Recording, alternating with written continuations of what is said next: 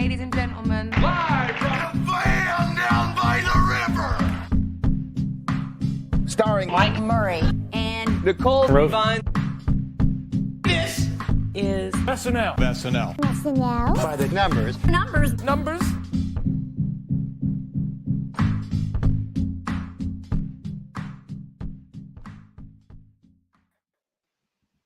Hey everybody, what's going on? It is Wednesday night. We do SNL By The Numbers on Wednesday nights. We're covering episode 941, hosted by Michael B. Jordan, musical guest Lil Baby. And I have to start the show tonight with a very special happy birthday to Garrett Morris, who turns 86 today. He is the oldest living cast member in SNL, original cast member from season 1. And I'm gonna pivot right there to introduce Bill Kenney. And I want to say hello to Bill, check on him. But before we move on from Garrett, do you have a favorite Garrett memory, Bill? Oh, wow. Yeah. I mean, there's so many. Thanks for having me, first of all. Absolutely. Boy, he is so underrated. I think he's gotten a lot more props over the last 10, 15 years as time has passed and we've seen the whole breadth of that first cast. But probably gonna get me a shotgun and kill all the whiteys I see. I mean, it's hard to beat that. But of course, every time he sang on the show too was a treat. So happy birthday, Garrett. He's on Fly on the Wall this week with Dana and David. So, oh, perfect. Yeah, I'm missing. He is still sharp as a tack. Yeah, and if he, a year from now, he'll be the first SNL cast member to ever reach the age of 87 because George Coe died at 86 as well. When he was 80 and he's 86. So Garrett, we hope you make it to 96, and I want him to come back on the show. Yes. That's what we need is Garrett, Jane, Lorraine, all of them. And I'm very happy to introduce, for the first time in season 48, you may know her as TV Show Graphs, makes absolutely incredible content on Instagram and Twitter. It is Jamie Burwood. Jamie, how are you? I am doing great. It's great to be back for the first time this season. It feels like forever, but yeah, really excited to be here and chat about this episode. Yeah, and we haven't talked to you in a while. The last time we spoke with you, Jamie, was after the Selena Gomez Post Malone episode, which was last May.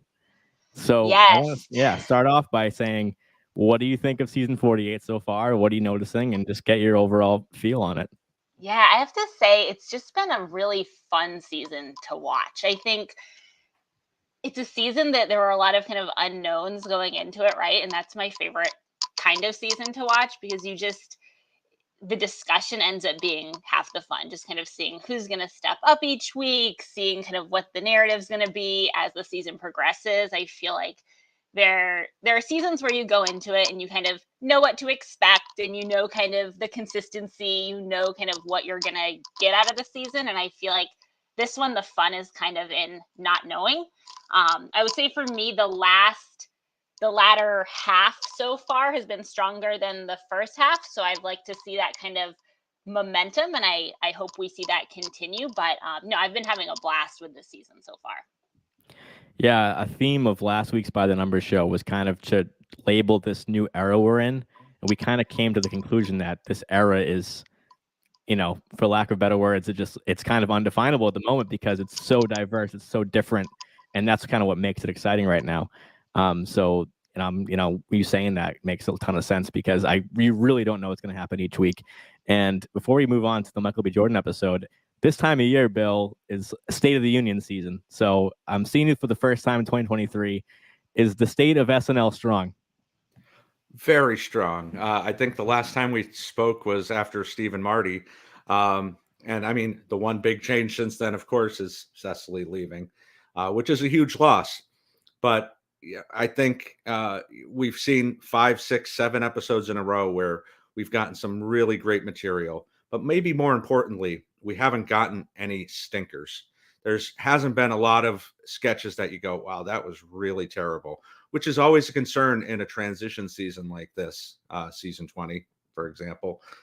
So I think the fact that we haven't seen a lot of that happening.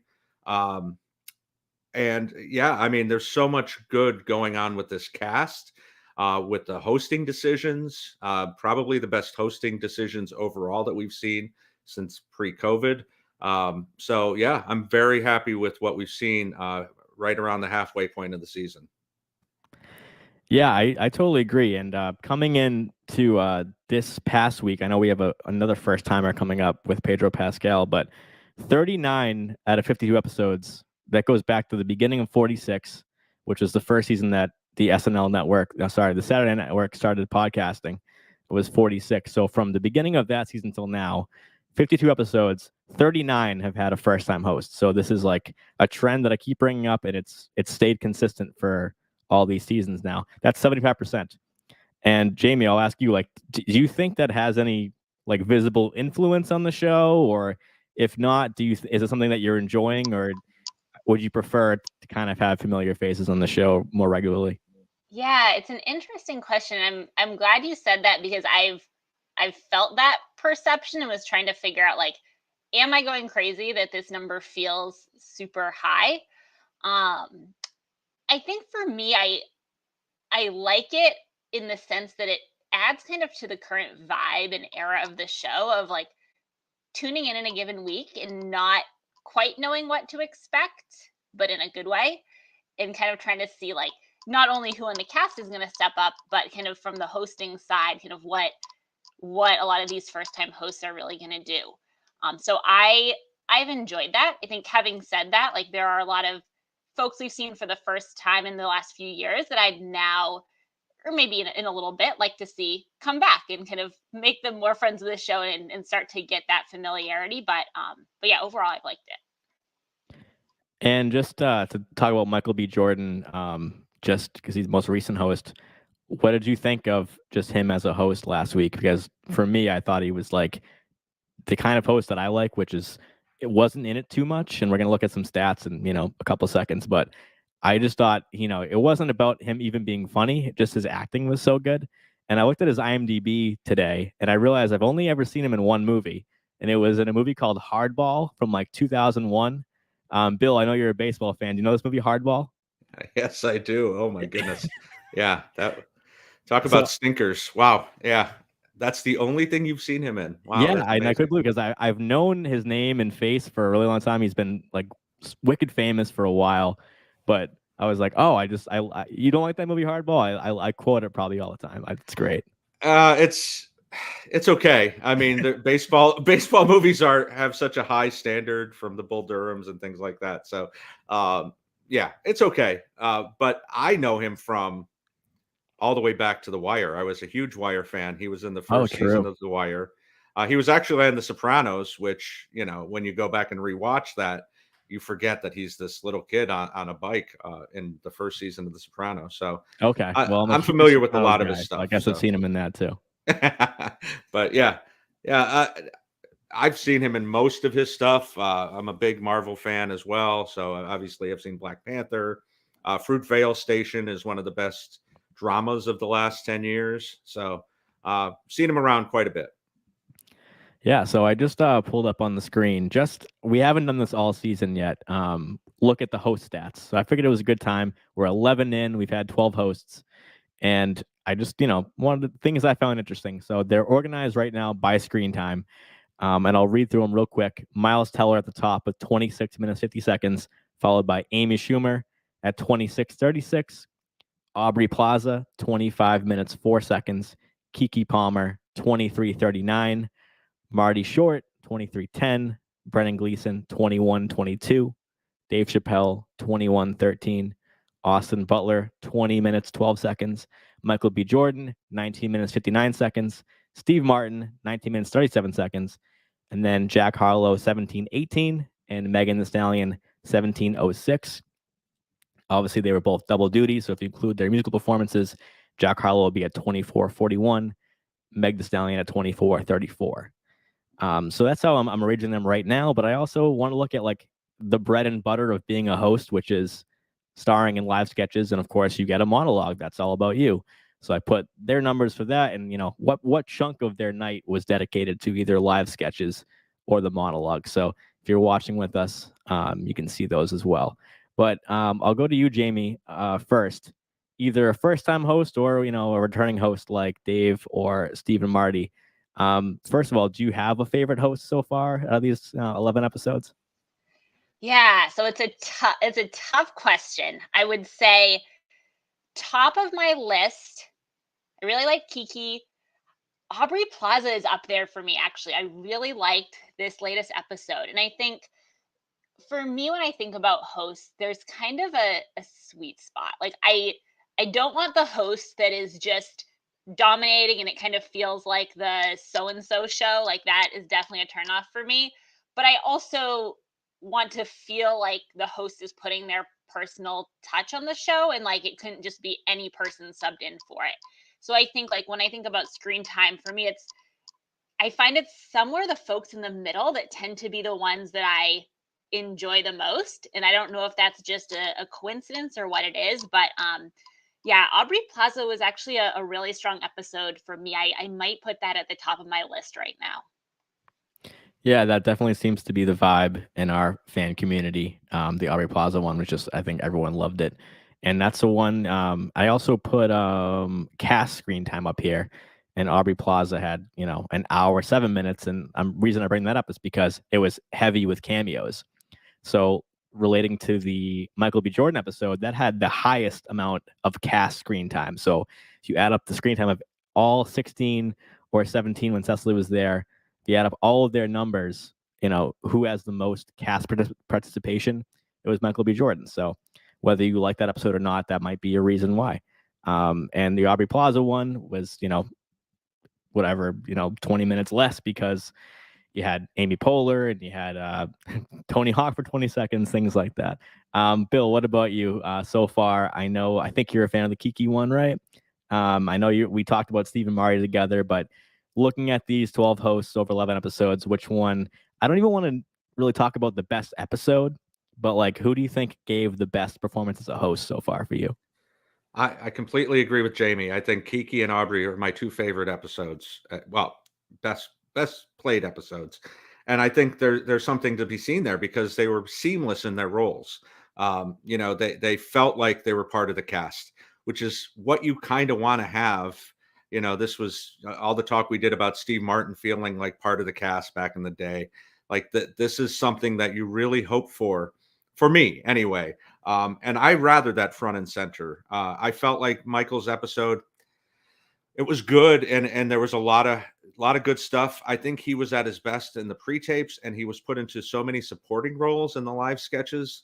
So that makes me wonder. Like, this has always been one of those overriding questions I have about the show. When you see stuff like this, Brendan Gleeson as well, like they get pushed into these supporting roles. Is it because they get a vibe at the beginning of the week that these very good actresses aren't going to be able to carry the sketches as much, or they're reading from the cue cards too much? What is the deal? Is there a correlation with all these things? That being said, I think it was a very fine episode, and I think he did great. But again, especially in the pre-tapes, the State Farm, as we'll probably talk about, and the falling down. Yeah, I think I watched the episode. I enjoyed it. I actually got to watch it live, and I maybe laughed out loud the most in this episode. Not just because, like I said, not because of the comedic chops of Michael B. Jordan, and like you said, Bill, he was kind of just put into sketches that really didn't need him to be in there. So it's not like I can blame him for that. But I just really liked. I'm really high on this cast right now, and it might be a hot take, but I feel like the show has been freed from the chains of the vets, and having this new era, having a host like Michael B. Jordan, letting the cast just come forward and take over the show, I thought was like extremely refreshing, and I was like pumped to see it. So upon rewatching it, I was like, I love this type of host who's just like a really talented actor, is up for anything, as we saw with the Sarah sketch. And like you said, the State Farm sketch, which might be, I don't know, it's up there for best pre-tape of the year, which is perfect casting for Michael B. Jordan. I mean, he was like unbelievable in that sketch. Jamie, what do you think about the State Farm sketch? I loved it. That was an episode highlight for me, among a few others. But yeah, I think just thinking about like what he brings as a host, I feel like we saw certain things early on in the episode with some of the like silliness and like where he was willing to kind of play certain roles, and then we saw something very different in that pre-tape. And I think just for me, like that was the one that across the episode actually probably made me laugh the most, and especially kind of the the conclusion and just the zinger there was a big moment for me. But yeah, I think both in terms of like what he brought to it was great, but also just the sketch itself was top notch for me. Yeah, just love that one. And we're going to look at the screen time for that episode. So revealing it now with Michael B. Jordan at the top with 1959. Keenan was number one, which our poll on Instagram and Twitter, people were guessing Andrew and Heidi, who are the next two. So Keenan was the first cast member with 11 minutes, 14 seconds, followed by Andrew Dismuke's career high, 10 minutes, 20 seconds. Heidi Gardner, 9 minutes, 1. Marcelo, career high as well, 7 minutes, 22 seconds. Chloe Feynman, 6 minutes, 48. Sarah Sherman, 6:14. Musical guest Lil Baby, 6:13. Michael Che, 6 minutes, 2. J.J., 5:31. Mikey Day, 5:12. Bowen was at 4 minutes, 21 seconds. Punky Johnson, 3 minutes, 50. Ego Odom, 3:35. Colin Jost, 3 minutes, 8 seconds. Devin Walker, 1 minute, 38. Michael Longfellow at 48 seconds, and Molly Kearney at 1 second. They appeared very briefly at the end of the Southwest sketch. So if you missed them in that episode, they actually were in there real quick, as well as Ego was also in that sketch at the very end, also for a second. So Bill Kenney, you look at this list, of course, the headlines are, Marcelo gets a lead, Andrew has a big coming out episode, but I want to ask you, because this is a theme this season and last, is you take away from this episode, wow, great night for Andrew, great night for Marcelo, Heidi, but yet Keenan is still number one. So I can't ask you if that's surprising because it's Kenan Thompson, but does the eye test deceive you that you thought you saw more Andrew and Heidi than Keenan? I think I had an idea that Keenan was on, maybe not as much as Heidi or Andrew, but I think that we've either discussed it on here or on one of the other podcasts. But I've said, like, it's amazing. The MVP of the last 20 years is Kenan Thompson, because he is able to seamlessly put himself into some of these roles that you almost forget that he was there. He doesn't have to be front and center of the entire thing. He doesn't have to be the main focus. Even at the roller coaster sketch, he wasn't the main focus. I think John said on Monday night, like, it was funny cutting back to him and getting his reactions. So I think that's just part of the brilliance of Kenan Thompson, is that sometimes you forget he's there. He's almost like the super utility player on your baseball team. You got the stars, you got the superstars, and he is definitely a superstar, but sometimes you forget he was the one who got the big hit, or maybe he's the one who got the stolen base that kind of led to the winning of the game. So yeah, I'm not surprised, but he is higher than I thought he would have been. Right. We like to use a lot of sports analogies on this show. I'm a big sports guy and clearly a big numbers guy. And to make a hockey reference, I feel like Keenan's just like a top pair defenseman who just eats minutes. He's there, just, protecting the puck all night. So, Jamie, you look at this list here. What do you see? Anything that surprises you? I mean, I haven't talked to you about stats for a while, so you're seeing a fresh batch right here. All the screen time for all these different players. The cast is smaller than it's been in like 5-6 years. So people are getting a lot more opportunity, and we have rookies we haven't talked about yet. So if you can, just give me your overall take and maybe a take on one of the rookies this year. Yeah, for sure. I think it's interesting looking at this. There are folks where I felt like they would be high on this list, and they were high on the list. So Dismukes, Heidi, I feel like not surprising to see them near the top. It felt like they just had that role in this episode. I think it's interesting looking on here. I feel like Sarah is one of those folks where I always expect her to be higher than what the data shows. And I think you guys have talked about this a little bit, just because she is so memorable. And like, for me, when I think about, like, just since the last time that I've been on here, I feel like Sarah is really a headline for me in terms of just the impact that she has made. And I think some of that shows up in the numbers. I think sometimes it doesn't always, but just the niche she's carved for herself in the show, and just how she has really kind of stepped up in the role she's played from last season. So I think that one is exciting for me. I mean, looking at this episode in particular, it's interesting seeing Mikey with almost no live sketches. There's one, what was the tiny little one, the little green bar for Mikey? The live? video game voices sketch Okay, that came yes, in at the end. Yeah, so that's interesting just in terms of this episode here. Always just frustrated to see Punky solo on all of these charts. It just like time and time again, I'm just like, what do we have to do to like get more Punky like that? It just, we can say it all the time and it just doesn't become any less true. So yeah, and I mean, I think among the new folks, I mean, Marcelo for me is probably the one that I get most excited to see, and so was really happy to see him have this episode. And I think the whole group is great, so I don't think there is anybody that I would single out as being like, oh, I'm not excited when I see them. But Marcelo, I feel like there's just like an energy or something about kind of his presence on the screen that just feels really natural to me. So I'm hoping we continue to see this and that this is maybe the start of a bigger trend. Yeah, I think that's been the buzzword all year with Marcelo is energy. So definitely have been wanted to see him anchor a live sketch more than anything. And we got the wish this week with his career high, and, you know, almost all of it is live. You know, we're seeing that green bar across his stats right there. But yes, I mean, second best episode of the season for Punky. I don't know if that's saying a lot, but it's, you know, it is true. 3 minutes, 50 seconds. She had 6:13 in the Megan Thee Stallion episode, and also second best for Sarah. So I don't think you came away from the night thinking that she was the star of the show, but, you know, had the opening sketch. I've been preparing some stats on first sketch of the night because I'm putting a lot more weight on that recently.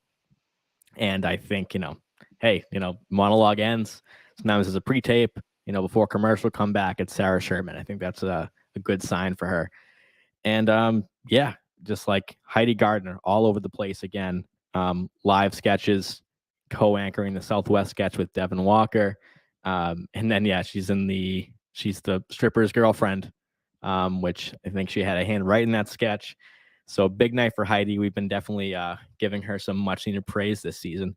But we're gonna talk about our buddy Andrew Dismukes, because a common topic on this podcast has been like, what's the deal with Andrew? Like, is he not getting roles? I think we talked about this like pretty in depth last time you were here, and now it's a perfect time to have you back because he had his best night of his SNL career. And so I figured I'd just throw up his whole season stats right now. And we were talking about trying to hypothesize why it was that Andrew was not getting, you know, the screen time we thought he was due for. And, you know, it has been, it's definitely been growing in the past, because season 46, he averaged 1:47 an episode.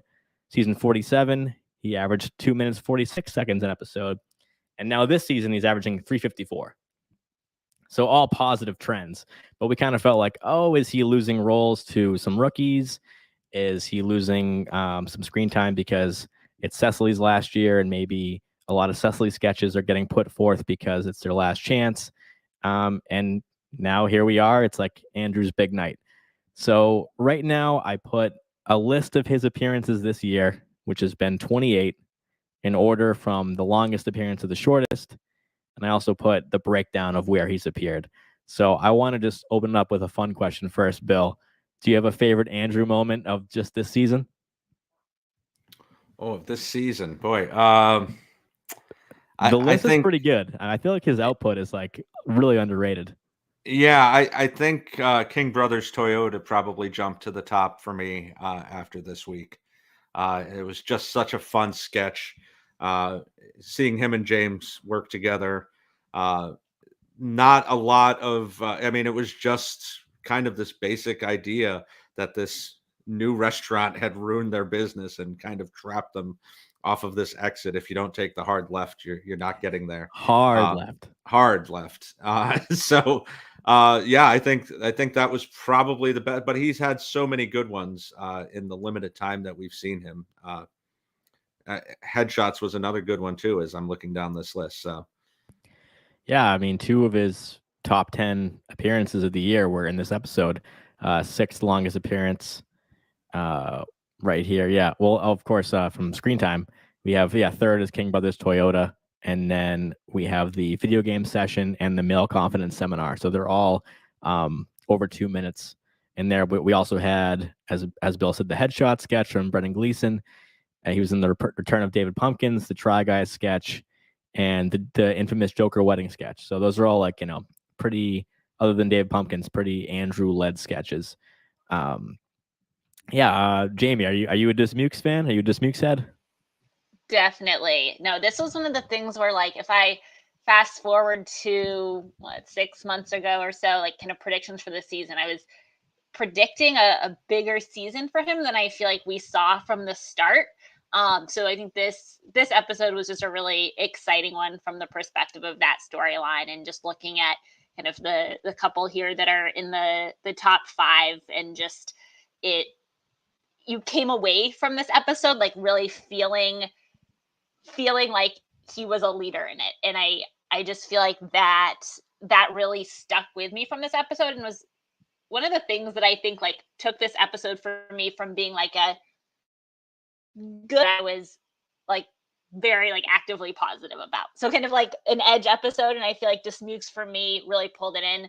Honestly, like the 2 sketches here that are in the top 5 were probably my 2 favorite live sketches of the night. So when I think about like quality, it's not just that he's appearing, he's like coming in and doing really great stuff when he does come on the screen too, which is equally important. Yeah, absolutely. And I think the most important thing when talking about Andrew Dismukes is that he's just a cast member. And this is something I look forward, any cast member, whether I like them or not so much, or, for anybody, is just, do they have a brand? I mean, that's kind of what you want for SNL. It's kind of like being a musician. It's like you want to have a style. If you don't have a style, SNL will teach you how to do it. But if you come in with a style, hopefully they can cultivate an atmosphere where that style can thrive. So, I mean, Andrew, he came into SNL season 43. He's only 22 years old. So he's really coming of age at 30 Rock.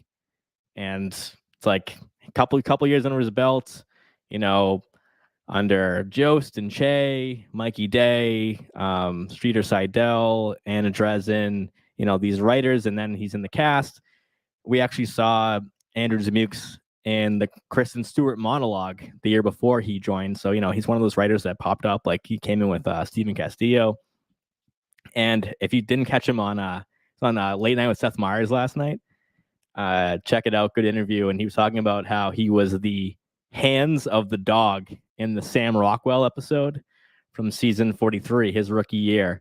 And so when we saw a reprise of that sketch last year in the Simu Liu episode, and Martin Herlihy from PDD was the hands of the dog. So that might be your rite of passage going forward, is, to be wearing a hoodie with a dog or a lab coat and just, be the hands of the dog.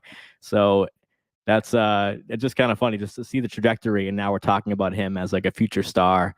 Maybe this will be the Dismukes era. We'll look back and say that, but, comes in with Punky, Lauren Holt, and now as a cast member, and could have gone south, you never know. But obviously the show trusts him to elevate him, much like Bowen Yang. And I don't think we saw it coming too much. And now it's like we have a night where Andrew has 10 minutes of screen time. That's like a Kate McKinnon night. So that's a Will Ferrell night. So looking at the breakdown, cold open 19% of his time, but live sketches 70% of the time. Haven't seen him on Update this year other than to fight Bowen dressed as corn. So like to see Andrew do an Update piece. So Bill Kenney, what's your prediction for the rest of the season for Andrew before we wrap up? I think Jamie makes some good points as far as going into the season, and you and I talking about this the last time. The 2 people we were most concerned about, or at least that I was most concerned about, was Andrew and James Austin Johnson, because there were such high expectations going into their 3rd and their 2nd years, respectively, and we didn't see as much as we thought we were going to see. I hope this is an upward trend. I hope that this thought that because Cecily's gone, he'll get more time is an interesting one. I heard you guys talking about that a few weeks ago as well.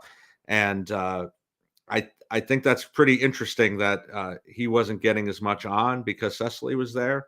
But if we see this upward trend for the next 10 episodes, then that'll be proven true.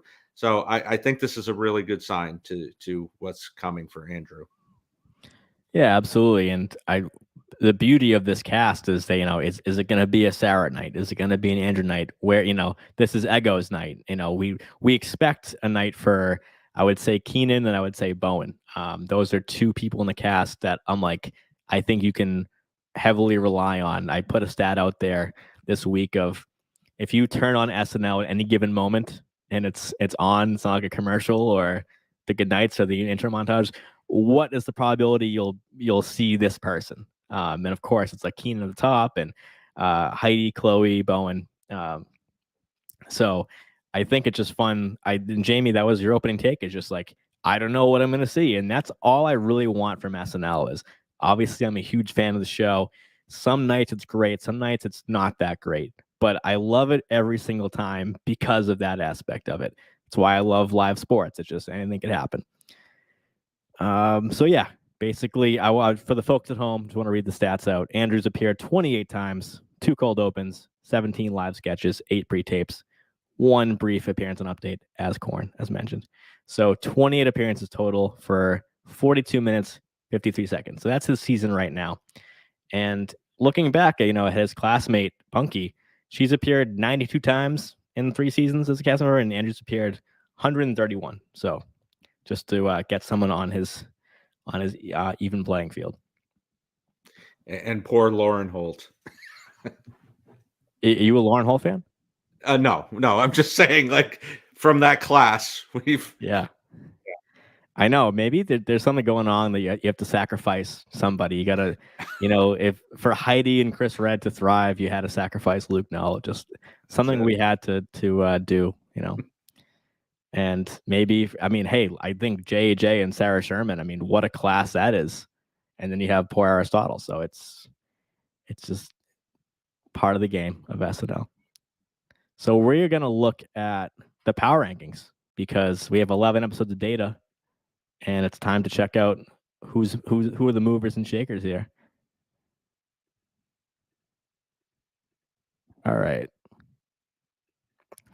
So after 11 episodes, this is, of course, an average of screen time, appearances, recurring roles, where you are in the show, saying live from New York, everything in one convenient number. I put if you moved up, if you moved down. We're at 16 cast members right now. And top of the list, Kenan Thompson, averaging 107 points an episode, followed by Heidi Gardner. She's up 2 spots from last week. She's at 93.5. Mikey Day, number 3, 89.3. Bowen Yang dropped 2 spots from last week. His episode this week was a 66.8. His average is now at 89.3. Ego Wodum is in 5th at 78.3. Colin Jost dropped down to 6th. He is at about a 78 average. Chloe Fineman's in 7th at 74.9. And 8th spot, J.J., 64.6. 9th is Sarah Sherman, 61. 10th spot, Andrew Dismukes, who went up, of course, with his career best episode. He is at a 54.55. Number 11, Michael Che, 53.8. Michael Longfellow, 39.7. 13th spot, rose 2 spots this week. Marcelo Hernandez at 39.15. 14, Devin Walker, 37.9. 15th spot is Punky at 36.5. And 16th is Molly Kearney at 29.3. Jamie, this is your first time looking at the entire season as a whole.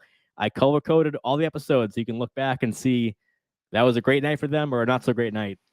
What do you think about the way this cast looks right now, considering there's no Kate, 80, Cecily, Pete Davidson, Chris Redd, Kyle Mooney, there's so much room right now. Is this the way you saw the cast shaking out after 11 episodes? Yeah, so I think there's some here that are not surprising at all. Bowen, honestly, I might have even expected to be a little bit higher. Like when I think about just like standout stars of the show that I would expect to be doing even more of the heavy lifting, like I would have probably predicted at least top 3 for him. But still, I mean, pretty solid at number 4. I think the top 5 overall. So just kind of looking at this list here, I don't think there's any major shockers for me in that top 5, but again, kind of how they're shaking out is a little bit surprising for me. And I don't think I necessarily would have predicted Heidi at number 2, and I'm very pleasantly surprised to see her end up in that place. So I love this view. I love being able to see the like week to week shifts, and just kind of seeing the color coding here is just such a cool way to visualize it. But I would say overall top 5, not super surprising, but kind of the ordering, maybe not what I would have guessed. Yeah, I mean, tight race. Mikey Day is averaging 89.37 and Bowen Yang's 89.34. We're talking, second decimal place separating. Yeah, I them. guess I'll give him top 3 maybe then. Right. we can round. I know it's like that's why I'm gonna put 2 decimal points because it's this. You got this it. It's that close. it involves literally thousands of pieces of data, and so it's like to see it move. It's crazy how much influences that. Bill Kenney, what do you think? Well, I think that Heidi's exactly where I thought she would be, and I'm happy to see it. She had those couple of kind of mediocre episodes in the middle there, but this week proved again what a force she is. She is such a great actress beyond the comedic chops that she has. What she was able to do in that State Farm, and it took me back to her in the pre-tape with Austin Butler, the Christmas Epiphany. She can do so much with just a look. She has that ability that so few actors have. So to see her number 2 is very satisfying. I think I'm happy to see where Chloe is as well. She was one of those people at the beginning of the season. We didn't know, was she going to go the route of Melissa Villaseñor and see her kind of continue to fade into obscurity. I think the only, and it's not a huge disappointment, but it's a little shocking, is Ego. I think kind of would have put Heidi and Ego 1 and 1A as far as female cast, and interchanged them as far as, who you thought would be leading the cast on that side. I think she's had a lot more mediocre weeks than I would have expected. Still, obviously, a star. She's in the top 5. It's not a huge deal. She's not going anywhere, but I think I would have expected her to be just a little bit higher. Yeah, so we have Ego looking at her episodes. Great episode 8, which is Steve and Marty, and then great episode with Megan Thee Stallion. So other than that, I kind of consider over 100 to be like a standout night for somebody. So that's why we see Heidi Garden with a 135 in this last episode, Andrew with a 126, and Marcel with a 105. Numbers don't lie. They clearly had a great night. So yeah, I would have thought that by now Ego had a couple more good episodes than she's had.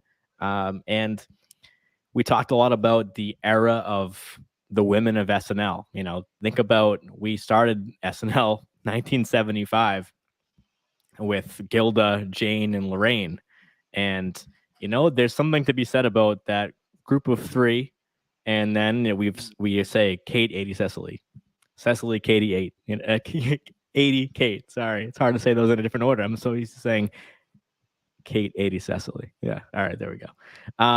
And so now I think that those 3 women you mentioned, Bill, Heidi, Ego, and Chloe, I see them as kind of that team of like, you can see pairings of them a lot. They're more veterans than some of the new people, but in comes Sarah Sherman, and it's like, we saw sketches that are like kind of a group of women, like the Bachelorette sketch last week where Sarah can slide into that no problem. But I'm interested to see if Sarah latches next to one of the other 3, just because we saw so many Kate 80 pairings, and of course, like the girlfriend talk show, which is like Cecily and 80. So it's like there's those combos. Of course, after so many years, you're going to see every permutation of that group, and you're going to see Keenan with everybody, and you're going to see this and that. But Jamie, do you see Sarah Sherman kind of being a lone wolf with her unique style, or do you think, we could, of course we can see anything, but with the three I just mentioned, Heidi, Ego, and Chloe, if you were to pick one of those three women in the cast that you could see her and Sarah, leading a sketch together, like say this week, who do you think is most likely to be? Yeah, so I would love to see continued pairings. I think Sarah and Chloe, like it's a little bit, I don't know, there's just something in the quirkiness that it's different types of quirkiness, but like a quirkiness that I feel like could feed off of each other well. So I would like to see more of that pairing. I think just overall, like I can see Sarah kind of playing both roles, right? Like I feel like she could lead a sketch that's very much in that like Sarah Brandon tone and just like do her own thing and have like some supporting players around her. Or I feel like they do stick her in these like group of 3 to 4 women type sketches, and I think she'll continue to play that role. And I think it's interesting looking here just at Sarah's numbers here. Like she has some mediocre weeks, but she doesn't really have a lot of like bad weeks. Like the lowest I think she has here is like in the 30s, like not seeing a lot that are really color coded in that red range. And just looking at kind of the lower half of the list, other than Michael Che, which I feel like is a little bit of an anomaly just given his role, like other people have that fluctuation where they have that one bad week, even JJ, like a week that's pretty low, or just Mukes, a few weeks that are really low. And it's interesting to me that like, even if she isn't always at that like tip top range, it seems like there's maybe this consistency we're starting to see with her. So I hope that continues. Bill, I gotta tag you in here. Do you see Sarah Sherman pairing coming up anytime soon? We saw her debut episode 10-1 with Dismukes, and we go, is this a new thing? We've seen a couple Heidi and Chloe pairings this season on Update. They did like a gym sketch with Megan Thee Stallion together. So we're that's something that's somewhat familiar territory. But Sarah Sherman, you can open up to the male cast too if you want. But I'm thinking about the vets more. What do you think you could see Sarah doing going forward?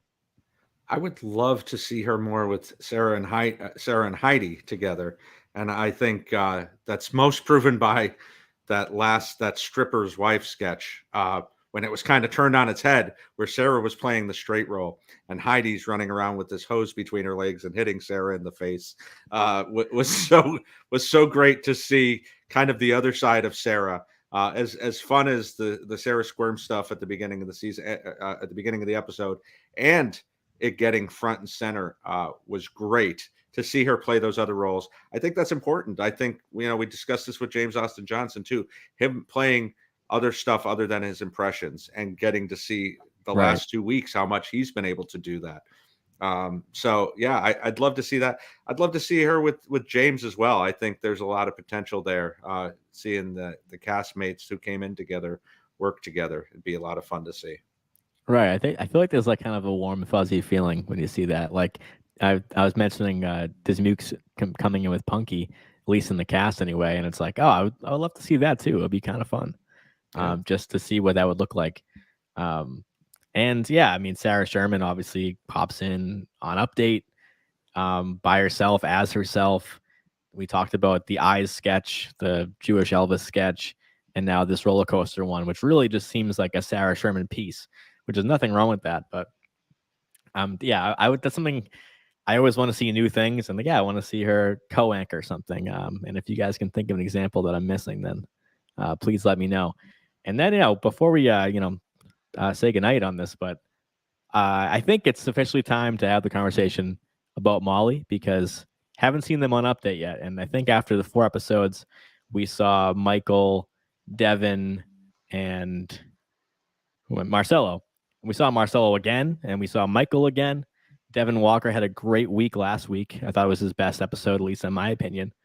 So I think this is the week. This Saturday, need to see Molly at the Update desk. You guys agree with me? I feel like having 3 episodes this year under 10 points is not good. Jamie?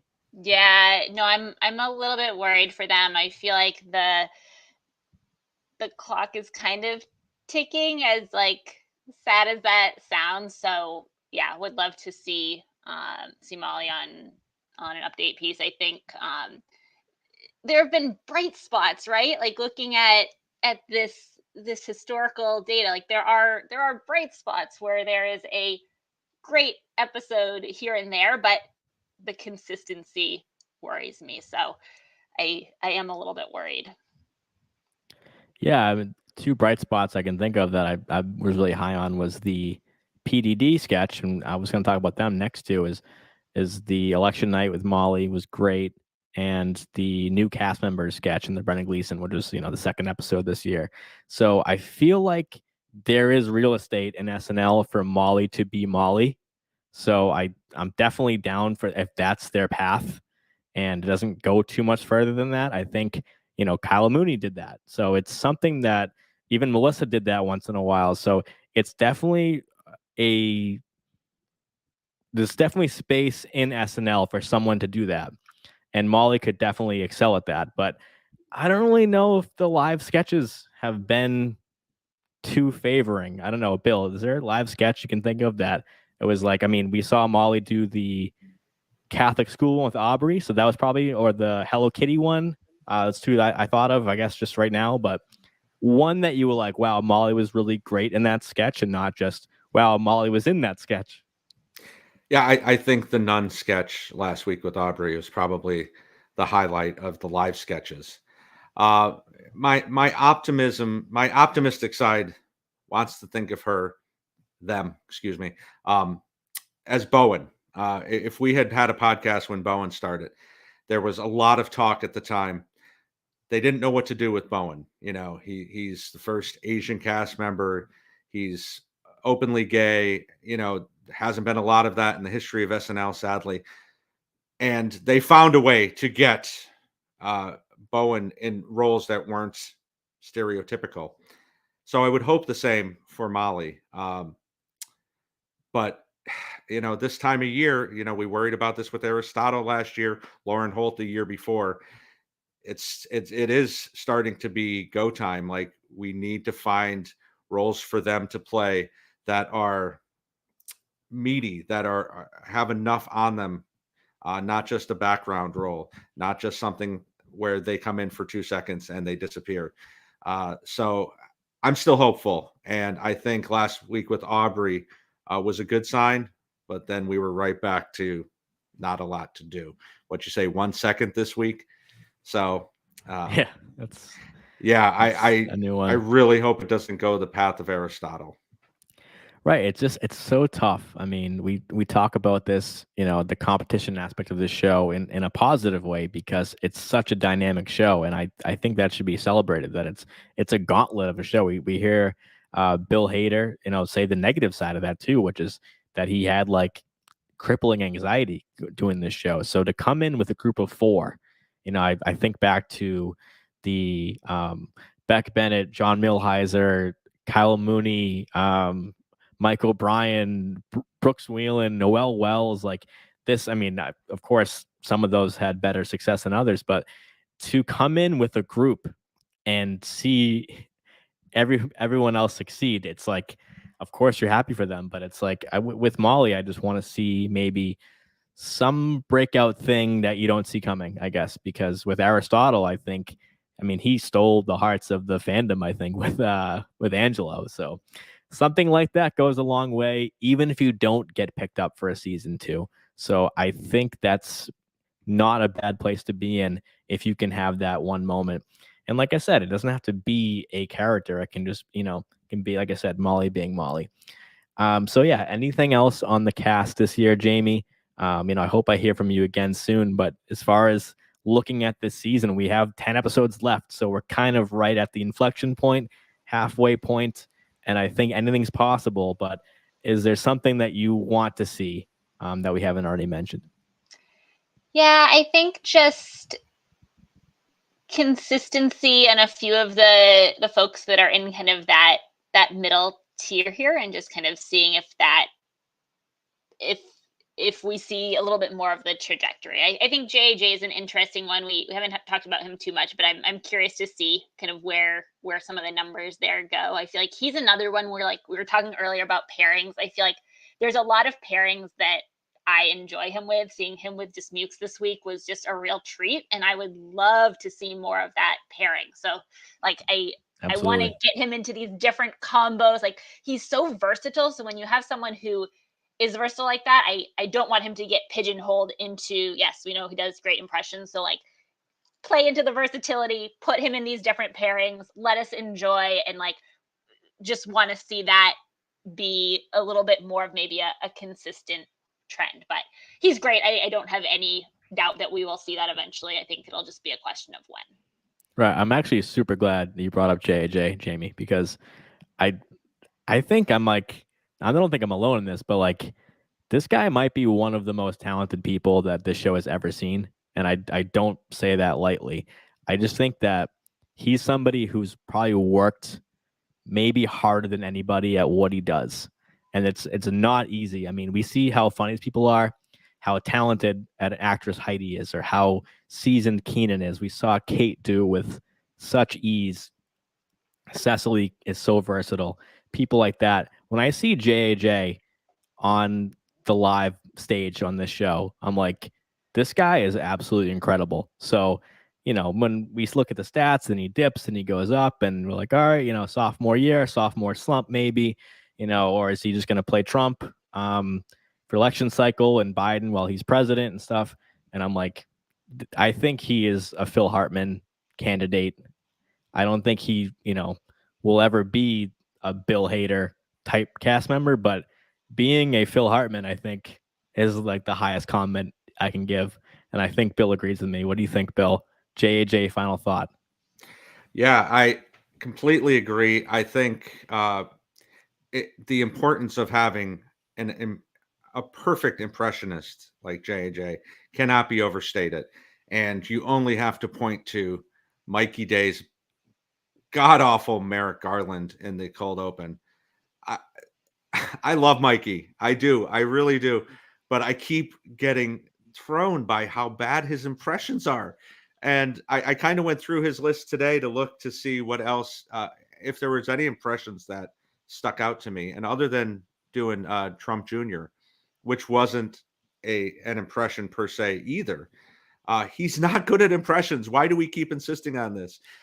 So I think having someone like JJ in the cast to be able to fill those roles, like a Hader, a Jay Farrow, a Phil Hartman, Dana Carvey, a Daryl Hammond, and being able to slide them into the roles like he did with The Private Eye, which he did as the pastor in the beach sketch this week. I think that's really, really important to have somebody like in the cast. That is something that the show built itself on from the very beginning, since Aykroyd was doing Jimmy Carter. I don't think we can shy away from having somebody who has a solid take on people who are in our culture. Yeah, I think my only take on the Mikey thing is just that Mikey, one of his strengths as well as the weaknesses is that he can blend. So he could probably, you know, body type and physicality and that kind of thing can just, you know, put makeup, a wig, and a costume on, and just, you know, you're the Attorney General right now. Mikey has been in 9 out of the 11 cold opens so far, followed by Keenan, who's been in 8, and JJ, who's been in 7.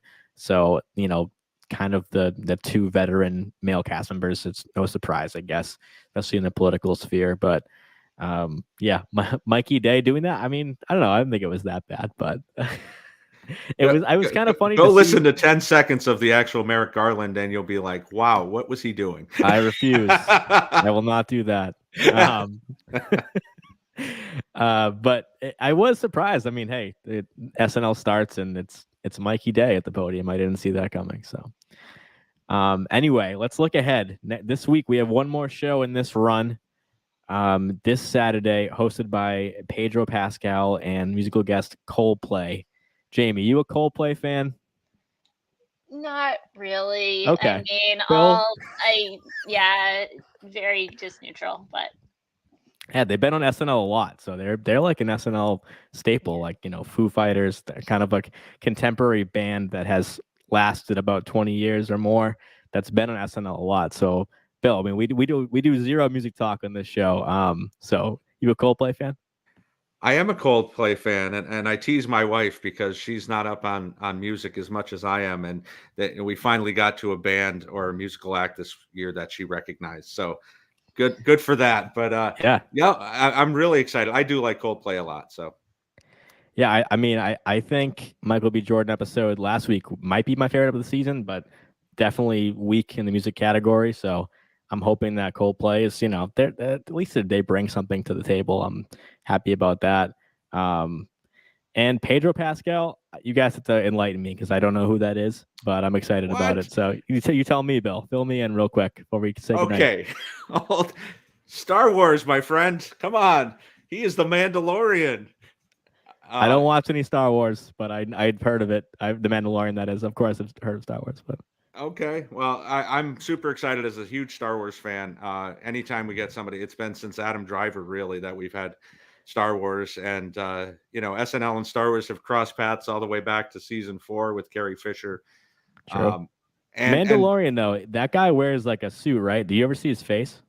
Not really, no. Okay. No, but he is also now in The Last of Us, which is a fantastic show. So good. Yes. So good. I've heard good things about that, and it takes place in Boston, I guess. I just heard that yesterday. Yes. On the local news. But yeah, that's maybe I should I should have my guests enlighten me on what's going on in pop culture. But yeah, I mean, I've heard of Baby Yoda because of Kyle Mooney. So this might be a good week for this might be the only good week for Baby Yoda to pop in. No, Baby Yoda. Kyle, please do not come back. We're gonna get the hashtag trending for the Baby Yoda return. So Bill, you can be on the right side of history, you can be on the wrong side of history, but that's up to you. Jamie, are you familiar with Pedro Pascal outside of Mandalorian? Oh, you said Last of Us. That's right. Yeah, so I did not know of him until The Last of Us. I have not watched Mandalorian. I know I need to, but he has been fantastic on The Last of Us, and I feel like he is going to be a breakout star of that show. And I am so excited for the timing of this hosting because I feel like I am just on a huge kick of his right now, and just feel like I've discovered this fantastic actor, and it actually makes me want to go back and watch some of his other stuff as well. So I am very excited. This is like 3 in a row hosts for me that I am like just genuinely over the top excited about. So yeah, really looking forward to next week. I love that. That makes me happy. I think I'm just weird about hosts, I guess. I give me hosts that I've never heard of. I want my neighbor down the street to host SNL. I'll be happy. My 8th grade English teacher could host, and I'd be like, this is the right choice this week. So this will probably be good because I mentioned Reggae Jean Page. Love that episode. Ariana DeBose. Love that episode. I had never heard of Keke Palmer. Thought she was incredible. So like things like this keep me in the dark about SNL, and I love the show. First host from Chile, 5th host from a Spanish-speaking country. So, different first there. And that about does it. So I want to thank Jamie for being a guest tonight. So glad you could make it. And tell us about what's going on with TV show graphs and where can we find you? Yeah, so you can find some of my graphs on either Instagram at TV Show Graphs, Twitter also at TV Show Graphs, or website tvshowgraphs.com, all very consistent.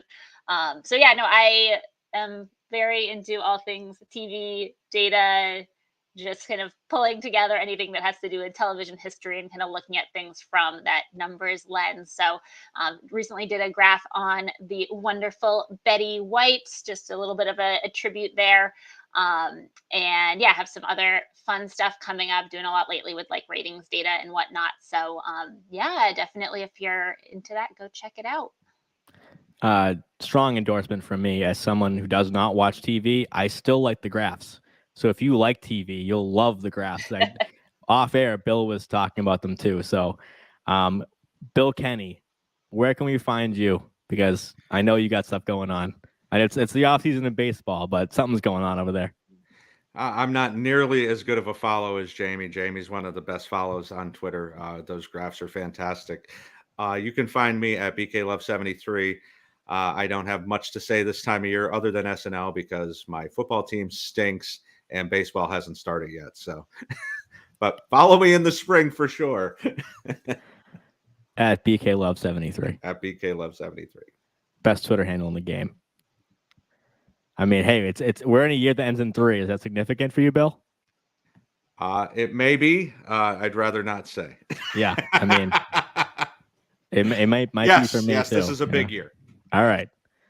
Okay. Well, for Jamie Burwood, Bill Kenney, I am Mike Murray. We have the patron feedback show tomorrow night, hosted by John Schneider. Tune into that, and I will be back here February 8th, 8:30 p.m. Eastern, with more numbers. There's always more numbers. It's like pie; it never runs out. So we will see you next time. Good night, everybody.